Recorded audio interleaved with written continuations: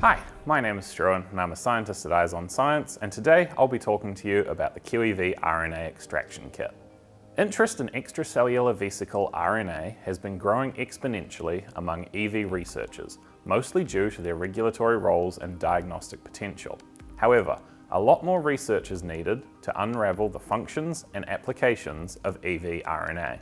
Broad profiling of EV RNA has shown a predominance of small RNAs and a lack of large ribosomal RNAs, and in-depth profiling has shown that among small RNAs, there is a high abundance of microRNAs and transfer RNAs, but also some coding RNAs or messenger RNAs.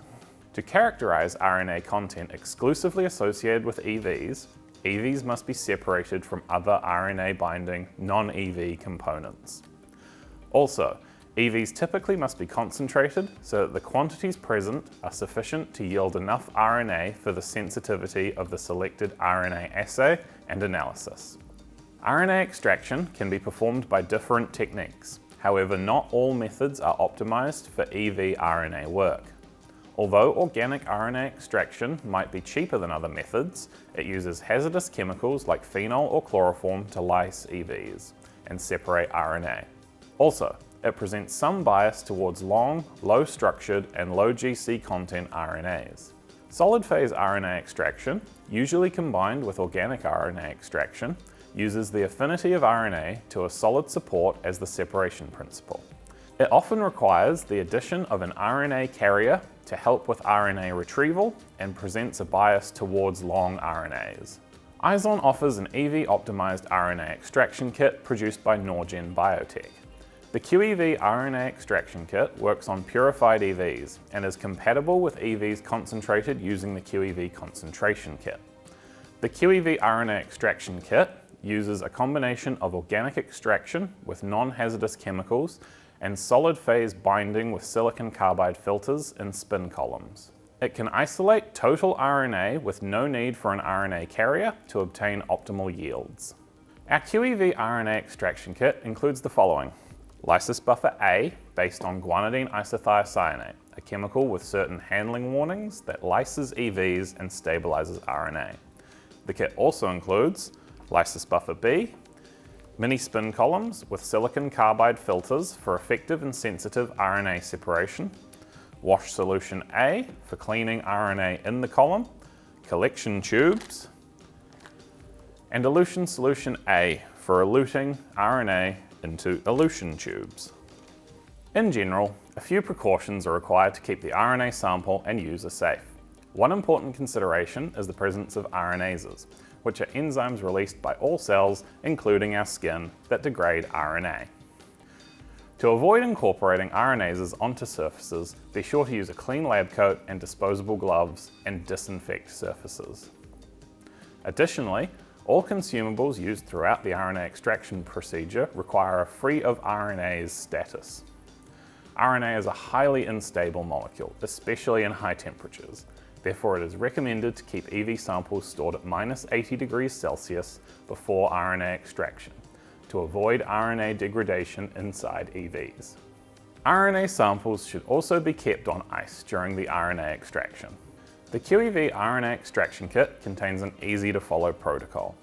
The first step is to add 900 microliters of lysis buffer A and 125 microliters of lysis additive B to 600 microliters of an EV sample that has been isolated using qEV isolation columns and concentrated as necessary. Lysis buffer A denatures EV membrane proteins, breaking EVs and also stabilizing RNA content by denaturing any RNase enzymes. The lysis additive B helps to solubilize proteins and avoid foam formation. The second step is to mix the EV and lysis buffer additive solution well by vortexing for 10 seconds, followed by a 20-minute incubation at room temperature. This incubation step allows reactions to complete. The third step is to add 1.5 mL of 96 to 100% molecular grade ethanol to the mixture from step 2 and mix well by vortexing for 10 seconds. This step adjusts the affinity of total RNA to binding conditions of the silicon carbide material in spin columns. The fourth step includes the transfer of 700 microliters of the mixture from step 3 into a mini spin column.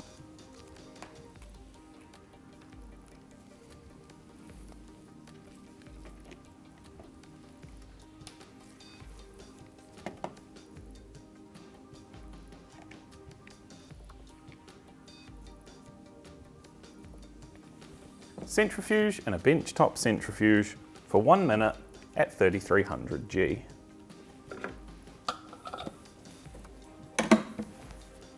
Discard the flow-through and reassemble the mini spin column with its collection tube.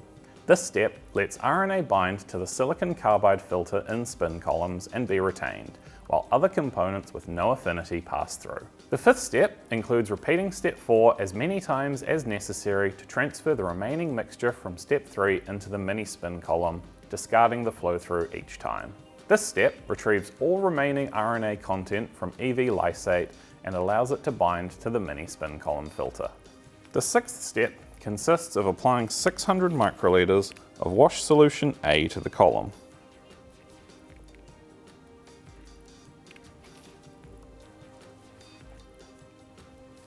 And centrifuging in a benchtop centrifuge for 30 seconds at 3300 G. Discard the flow-through and reassemble the spin column with its collection tube. This step cleans filter-bound RNA from ethanol residues. Step 7 is to repeat step 6 once more and discard the flow-through to thoroughly wash the filter-bound RNA. For step 8, spin the empty column for 1 minute at 1300 G to remove any remaining liquid. Discard the collection tube. This step further eliminates any small amounts of ethanol residues remaining in the filter, ensuring clean conditions for the efficient elution of filter-bound RNA. The ninth step involves transferring the spin column to a fresh 1.7 ml elution tube. Apply 50 microliters of elution solution A to the column.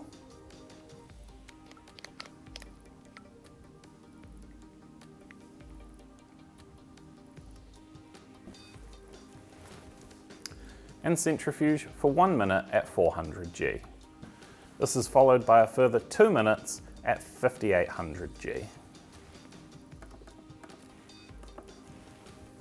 This step applies a low ionic strength buffer to decrease RNA affinity for the silicon carbide filter, and with the help of centrifugation, RNA is eluted into the column's flow-through.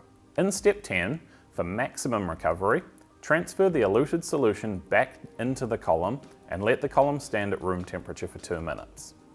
Centrifuge for 1 minute at 400 G, followed by a further 2 minutes at 5800 G.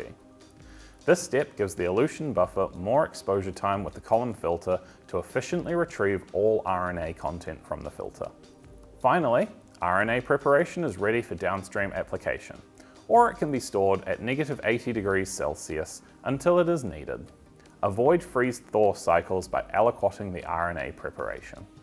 EV RNA can be utilised for numerous studies. However, RNA quantification is the first and most basic assay used to normalise RNA input in any downstream application. Following quantification, other RNA assays can be performed depending on the extent of required RNA characterisation. For example, a broad RNA characterisation can be made based on the size of RNA elements in an RNA sample, where the presence and relative abundance of large ribosomal RNAs or small RNAs can be seen, like in the top figure shown here. Further in-depth RNA analysis requires more specialised technologies. However, they can provide detailed profiling on the presence and absolute abundance of specific RNA sequences. In the bottom figure, we can see real-time qPCR used to monitor the presence and abundance of micro and messenger RNA targets. For more information on the qEV RNA Extraction Kit and to find other useful resources, please visit www.izon.com.